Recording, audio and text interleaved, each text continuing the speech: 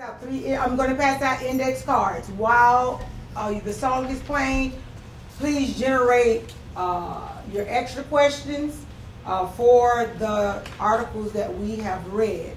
Okay, we have 3 articles. And remember, centered around the article only. And I need strong generated questions. Everybody have that? Miss Love, champs? Love, conversation. Level 1. Help. Ask your neighbor for help.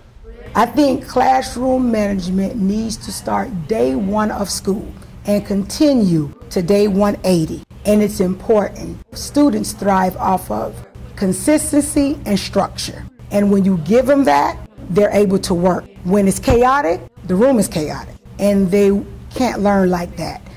We come in, the student lead champ, therefore they're responsible for it.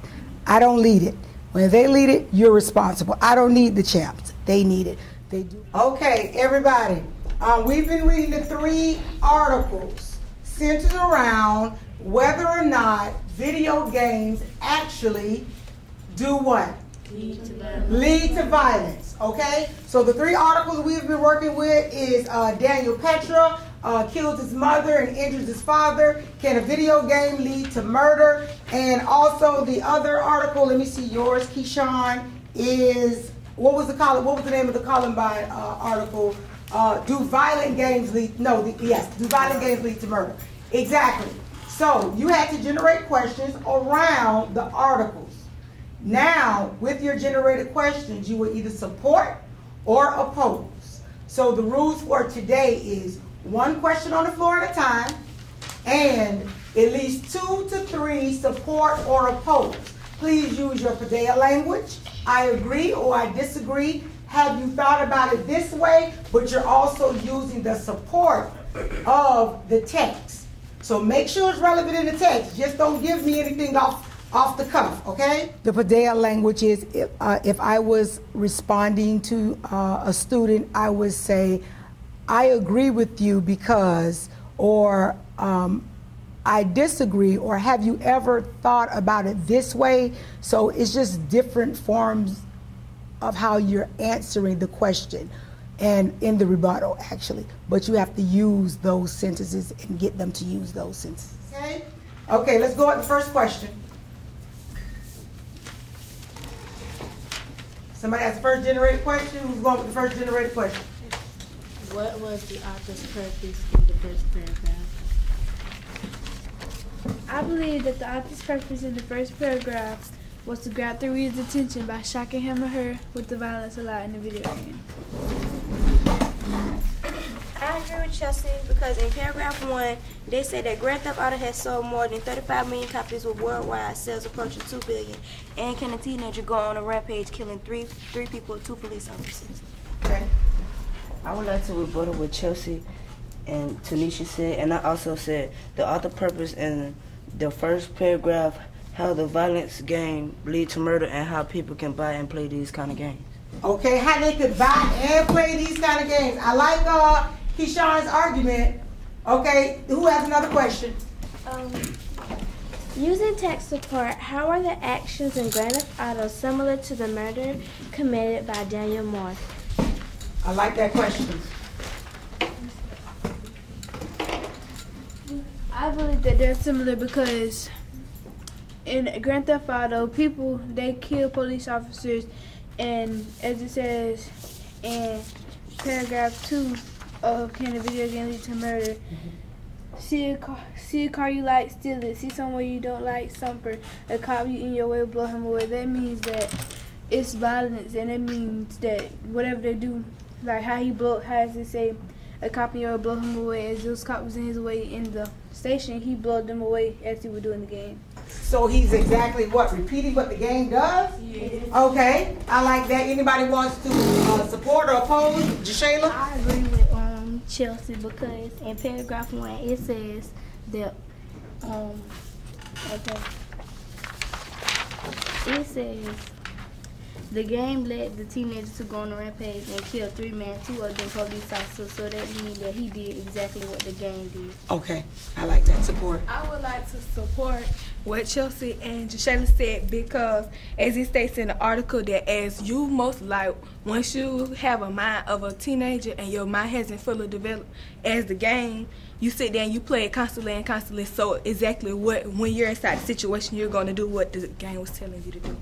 Good job. Give me another question. Awesome questions. Awesome feedback. Okay, Ms. Copeland. I said, look back into the article. Tell me, how did Morris' actions the night of the murder support his lawyer's assertion that the video game had conditioned him to be a murderer? Oh, wow. Okay.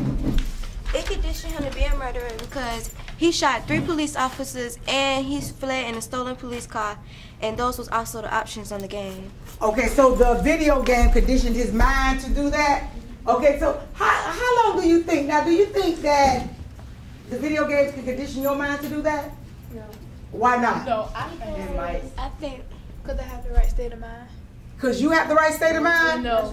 Because, wait a minute, I heard Samaria say earlier that the brain wasn't developed, but he's apparently older. He's 18. 18, and he's older than you, correct? So why wouldn't it condition your mind to do the same thing? Because I think the reason why I conditioned his mind, because he kind of had like a bad childhood, you know, because his parents wasn't really around, so I probably conditioned him to like have that as an influence of his life. And that's probably the reason why he killed them people. But me, I don't have a bad, I have my both parents and I have a good childhood, and I don't think that could influence me to do anything because I have 2 parents. Okay, so you're saying things lead up to that? Okay, let me get one more report. Let Raggins go. Go ahead, Raggins. I agree with you, but I would like to add on because in the article it said that your brain is fully developed at 25 or 26, so the childhood might have conditioned to be that, but since his brain hasn't really fully developed yet, he's gonna be learning that stuff and he's gonna do what he's learned. Oh, okay, so he's just doing what he learned. Okay, give me another question. I like that one. Go ahead. You have a question? Okay. The video game industry gave him a condominium that popped up in the blink of an eye. What does the word condominium mean in paragraph 5? Condominium. What does condominium mean? Okay, Ms. Hardy.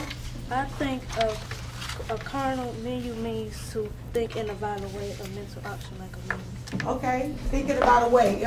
You want, Ms. Love? I believe that the condominium that they're talking about in the article 5, in the paragraph 5 means that a vision popped up in his mind of what to do, like what to do. He got to think fast of how to get out of here, how to escape.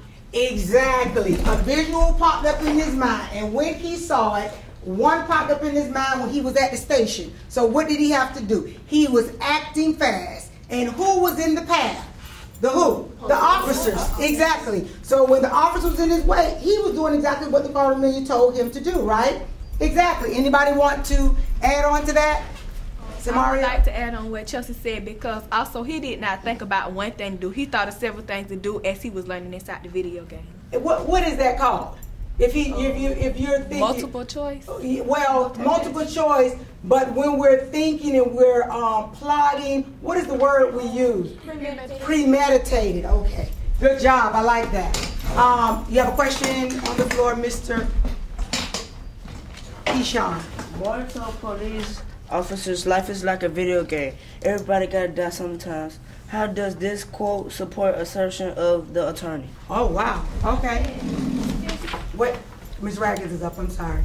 His defense attorney asserted that Morris spent so much time with the video game that it conditioned his mind that there's no other value in life, that since his childhood wasn't really good, so he turned to the video game like that's something else that puts his mind in another world, and it makes him think about just the video game. And the video game, since you can do a whole lot of stuff with it that you really can't do in the real world, in reality, he went to the video. He had turned to the video game, and so his mind is conditioning him. There's no other value in life, just to play, kill in the video game. Well, I have a question. So now we're looking at both articles. So we're looking at do violent games lead to real murder, and then we're looking at Petra. Now, which side, I mean, this article gives the argument on both sides, correct?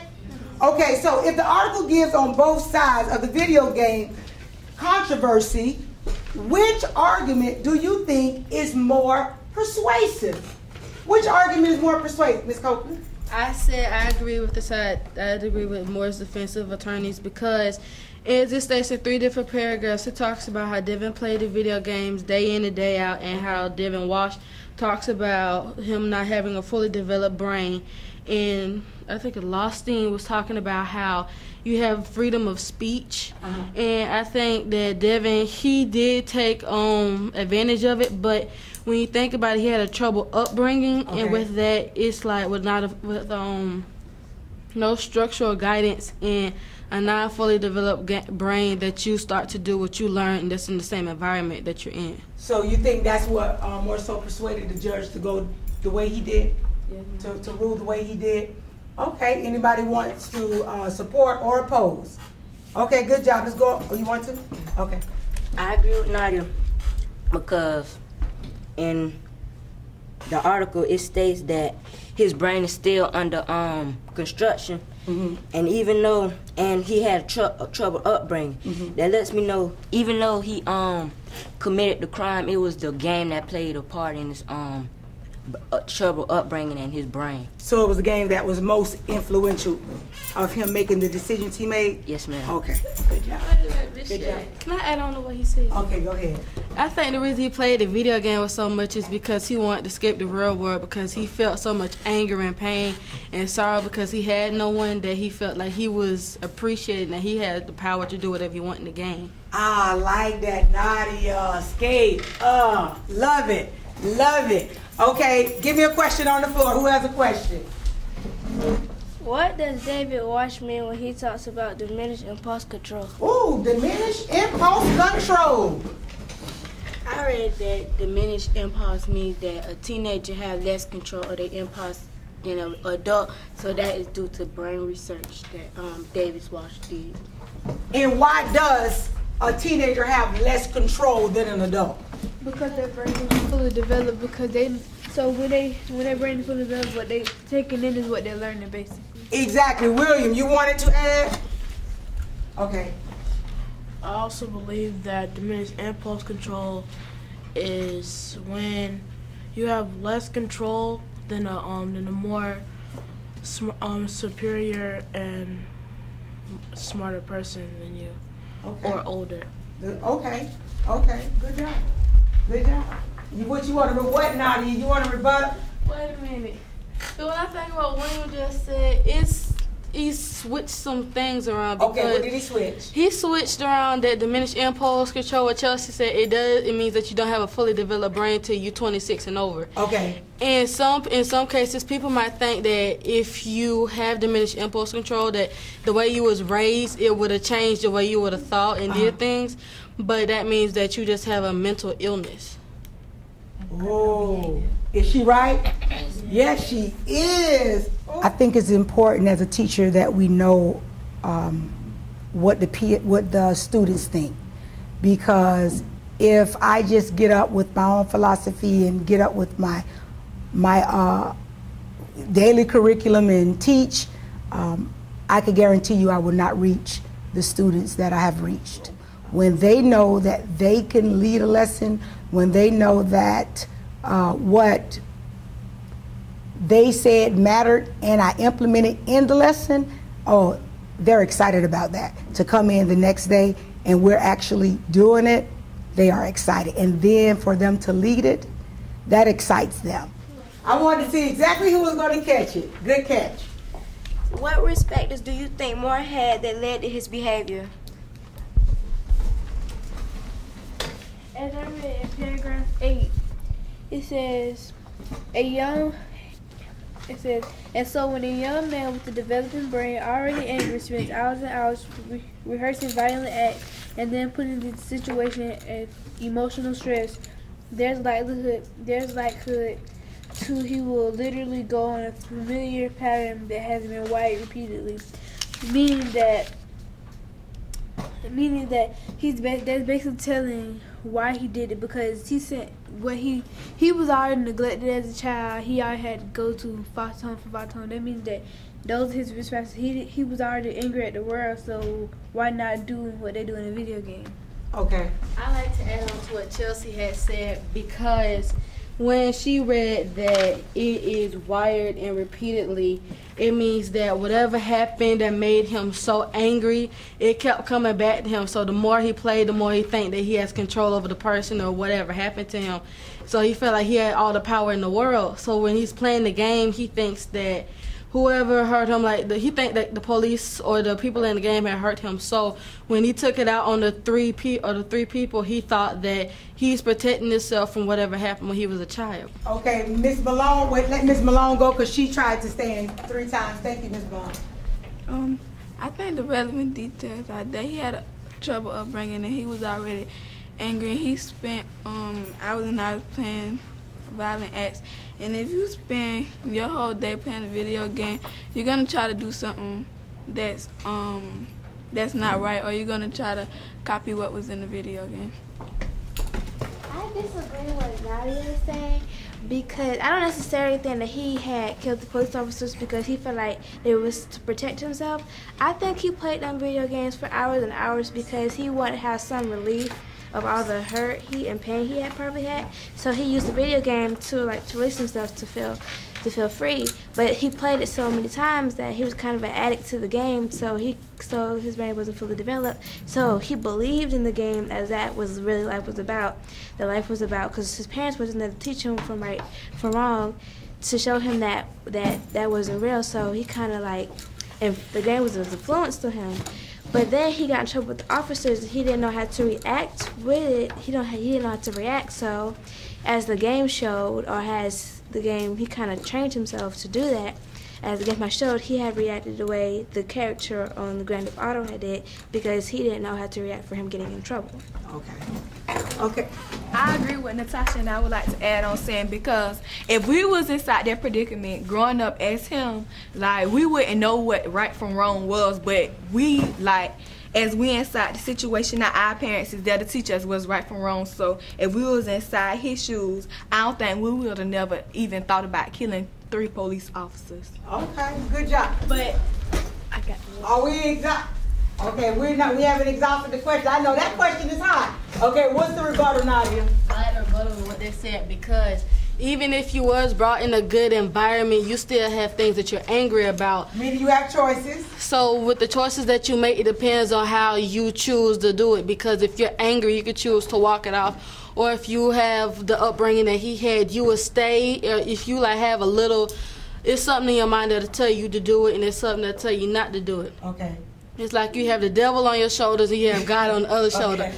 And so what the thing is that he didn't want to hear what God had to say. He wanted to listen to what the devil had to say. And from him doing that, he reacted towards he did a quick reflex instead of thinking really hard about what he should do. So him playing the game day in and day out really conditioned him to think that it's okay to do it. But knowing me, if I was brought up without a mother, I probably would have thought twice about doing it. But then again, if you have a non-fully developed brain, you wouldn't understand what was going on, but you would try to want to do something, try to stop yourself instead of keep going and just not having no control over your mind. Okay, so I think we've exhausted that question. Can somebody give me another question on the floor? You have a question, Ms. Love? Yes. Okay. Can you elaborate on why Thompson believes that the industry, not Devin Moore, is ultimately responsible for the death of police officers? That who's responsible for it? The game industry. The game industry? Okay, the game industry is responsible for it? By drawing conclusions, I believe that they believe that the people who developed the video game basically programmed Moore to react the way that he did. Okay, so why do you think they believe that the video people programmed Moore to act the way that he did? Because, okay, hot question. Okay, wait a minute. Why is that? Ms. Burnett, Ms. Scott, let Ms. Scott answer. I think because they put all their mind and everything into making this violent video game. It's like they steal police cars, they shoot police officers, which the people that kids mostly look up to.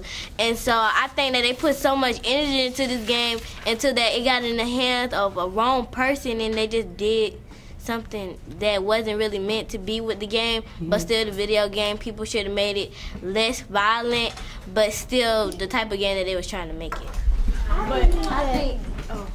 I think that I believe that from the information from the article that it's the video game industry fault, because yes, they could. Well, they don't really care how much violence did it because they're making money off of you.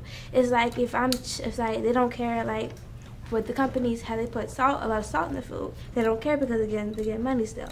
So regardless how much violence they have in it, it really doesn't matter to them because they're still getting paid regardless whether people like it or not. So in other words, let me say, Ms. Raggins, the industry actually know who's going to buy the game. Kids, regardless. And they know your parents are going to buy it for you. So now, although his parent, in the other article, had taken the video game away, but what ultimately happens? Some of y'all will sneak the game, stop and go and what? So really, whose responsibility is it to buy it or not to buy it?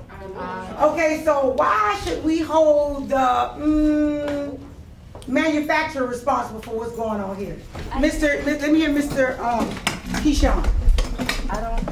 I don't think it's the maker's fault, because the thing about it, it do have a restrict age on it. It says 17 or older. Okay. So if you 17 and younger, you shouldn't be able to play it. So it's not the maker's fault. It was meant for a grown person. Okay, exactly. So in other words, he should have thought about that. Actually, the age restriction on it. So we can't really blame the manufacturer. And I know Nadia is eating up. Go ahead, Nadia. I agree with Burnett and Natasha, and I agree disagree with all three of them, but I kind of have I like to add on to what they said, because it's really both of their faults. Okay. Because even though the game is very interesting and it brings in a lot of money, you have to think about it, because a lot of people underage will buy this game, and even though he was underage, he should have had the right of mind to say no instead of buying the game. And from that being, he wasn't thinking and he didn't have no right structure in life. So from that being said, that if the video game industry hadn't made it so violent, he had to play it so much, there wouldn't have been no problem. Okay, I like that. We're going to get one. We're going to get one. Everybody have a seat. Let Ms. McClendon, I'm curious. Well, I think I kind of rebutted with you, Keyshawn, because you said that the restriction age is 17. Well, in the passage in paragraph 3, it says that he is in paragraph 2, it says that he is 18 years old. So basically, the maturity age can be any age, because basically, well, anybody can be mature, but it doesn't mean that they're ready for the game. Okay, I like that. I like that. It's okay. A question on the floor. Who has a question? Who has not given me a question? Go ahead. Attorney Paul Smith compares controversy with video game and violence. How are they similar? Oh, okay. He said Attorney Paul compares controversy with video games and violence.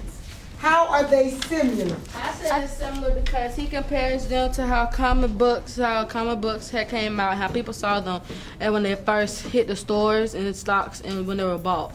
Okay, so comic books. What do you think have the most influence over teenagers right now? Video games? Or why not comic books? Because comic books have all the... Because in comic books, you don't have a virtual world. In the video game, you go to a virtual world, like you can actually be inside it without leaving it.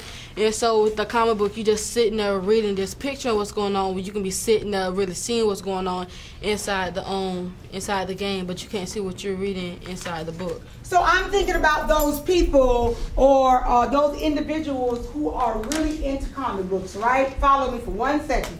And they're not into the video games, but they're into the comic books. So their virtual world is actually the comic book. And it's actually coming, because remember when I said we read, it actually supposed to play like a movie in your head. So what is the comic book actually doing? It's playing like a movie in his head. Do you think that will have an influence over the individual? Yes. You don't think so? Not all the time. Not all the time? No, because some have structure though. Some have structure? They know their limits. Jashayla. I agree with what you're saying because some people they gonna try to dress up and they gonna try to act like the people in the book and they gonna get in trouble. I know. Okay, so she said they trying to dress up, become in costume. Miss Vincent. I said he compares the two because when the people saw how the comic books when they first came out and they hit the market, they saw it like in a different way. But when like computer games and video games hit the market, first they was blaming comic books, now they're blaming computer and video games because in comic books you see violence sometimes, but in video games like Grand Theft Auto and stuff, it's violence everywhere. Okay. Have a seat. Okay. Give me 1 second. Miss Raggins. I would like to agree with Natasha Vincent because, well, in the comic books it has a whole lot of violence, but in the video games, in the other one, in the computer games, it's becoming more clear, and they can actually see it, and they can actually see the behavior that is changing inside the kids. So if in the comic books it has violence, they know it has violence, but it's not really as clear to them as the video games as if they were doing the actions that's in it. Okay, so I have a question. So do you think because of today's generation, most of our students, you would agree, sometimes we don't like to read, right? Yeah. Right. Okay, so do you think that the video game has more influence because y'all like to play the video games and don't like to read? Yeah, I know. That's what it is. Mr. Stoops, put your question on the floor, sir. Which side of this issue does the graph on page 2, paragraph 5 support what David Moore did? Explain your answer. Who has the? Go ahead, Mrs. This graph supports more defense because it shows a decline in then leveling off violent crime offenses from 1996 to 2004 when the number of computer games continued and to consistently rise. They kept on climbing because they was sold. They kept on making money. The companies kept on making money because the kids kept on saying like he got this video game, it's violent, it's cool, I'm gonna go buy it. And then everybody just started buying the game and the bar started to rise. Right, so that supports it.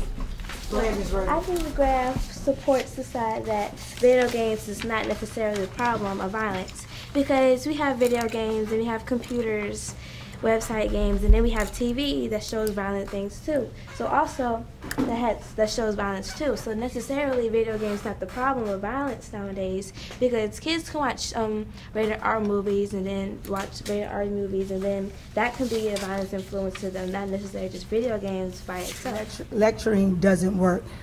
We have to now be creative, and I try to stay on top of that with my reading and looking at different things on the internet, trying to find ways to always be creative in the classroom and bringing it back to the classroom so that the kids would enjoy the learning environment, because my students look for something new almost every day.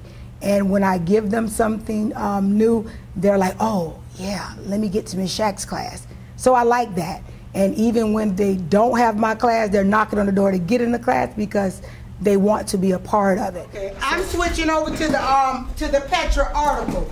And in the Petra article, everybody has it? Yes. Okay, what information does the second article add to what the readers know about Daniel Petra? So what article does that second article add? What does that add? It adds that because inside the first article, it never said that Petra had people who appreciated him and that was there to support him. And then when it was inside the court office, it said that he had friends and family members that was there to support what he was going through too. Okay. In the second article, it didn't add that he got kicked out of his house by his father, and that he was going to, that when he was kicked out, he was at his friend's house playing the video game for hours and hours and hours. Okay, William had, I saw William stand first. It also adds that it adds more information about his addiction to Halo, and more information about his motive and why he wanted to shoot his parents. Okay, and let Ms. Raggins answer. It adds that Daniel Petra he made the scene, and he made it seem like the death of his mom seemed like it was so he had premeditated it, but he made it seem like it was a suicide due to Devin Moore. He did it out of the game, like the game was conditioning him to do that because he had a trouble upbringing. But Daniel Petra, he made it seem like the daddy did it, made suicide, so it was like premeditated. He thought it out before he did it, so he knew what he was gonna do. So. Okay. Also, I would like to add to what Samantha's saying is that also he thought, because it states in the article that he said he thinks that when he shoots them, they're going to come back to life the next day. Exactly. And why did he think they were going to come back to life the next day, William? Because he played so much Halo. Because he played so much. And what happens in the game? In the game, the characters kept coming what? They kept coming back. So it had conditioned in mind, shows you how the development of his brain was. He was not fully developed. Ms. McClendon? I think I kind of rebuttal with that because it says, even though he snuck out his window, it says a month later, I think his brain kind of healed from the game. I don't think he was kind of still addicted because it says a month later, he went back and got the game. So I think he kind of healed. I think he knew what he was doing because specifically in paragraph 3, he says, in paragraph 3, he said, also on Monday, would you guys close your eyes? I have a surprise for you. And the parents expected a pleasant surprise, so he shot them. I think he exactly knew what he was doing. I didn't think it was a mistake. So do you think, I mean, how can the brain, well, I understand what you're saying, but do you think that he was still like in that video game mode in playing when he left? So therefore now he comes back to actually get the video? No, I don't think so. You don't think so? Because basically, like, say for instance, well, I can't say that because I know if I get in trouble. If I do something bad, I think I get over it instead of keep going back for it, even though I know I'm going to get right back in trouble. I just stay out of it. I think my man to be fully clear not to do that again. Don't even go in that. Don't even do that anymore. Okay, because your parents had taken something away from you. Samari? Like, have you ever thought about it this way? Because once you go to rehab, you don't stay in there for just a month. They keep you in there for several months to get over your addiction. And as he had an addiction, I don't think it's only going to take him 1 month to get over it. It's going to take him some time because it was a mental issue, correct? Okay. Go ahead, Ms. Scott.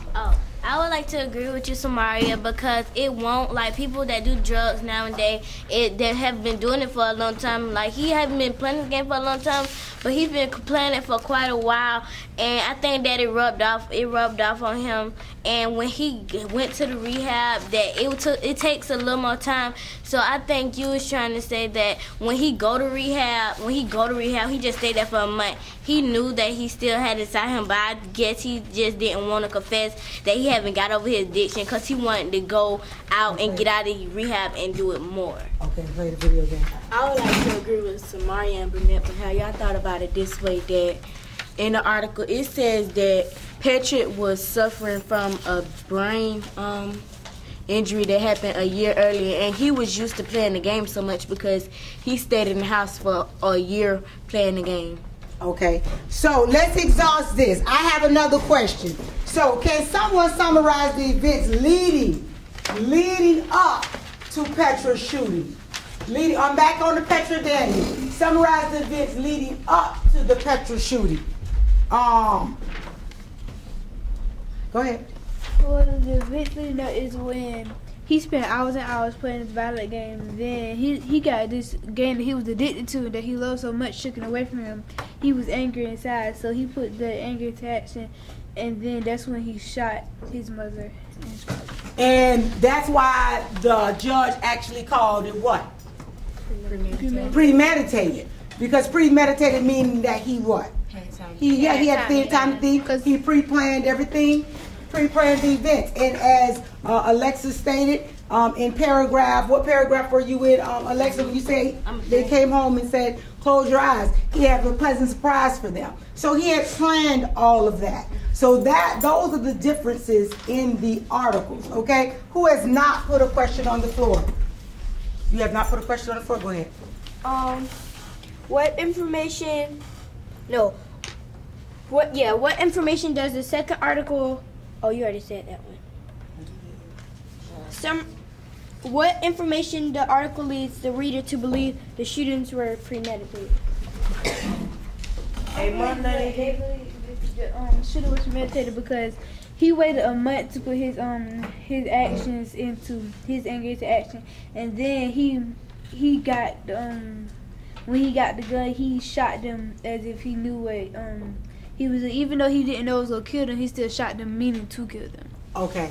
I would like to rebuttal what Chelsea said, and I also would say a month later he found the key for the lockbox, took the game and the 9mm. So if he take the 9mm, of course he was gonna do something with it. Exactly, because they were both in the lockbox. So what did he do? He took the video game and he took the 9mm. So he had intentions on doing.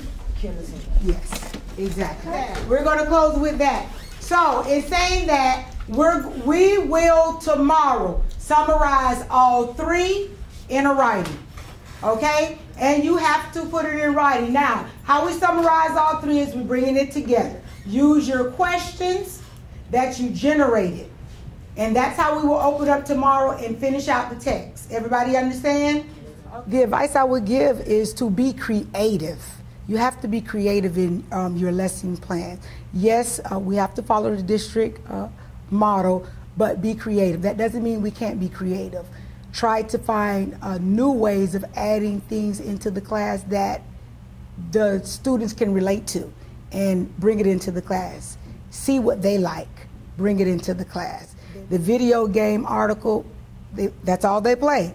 So that's why that was on fire today. So just researching and always staying abreast of what the students like or their interests will help them.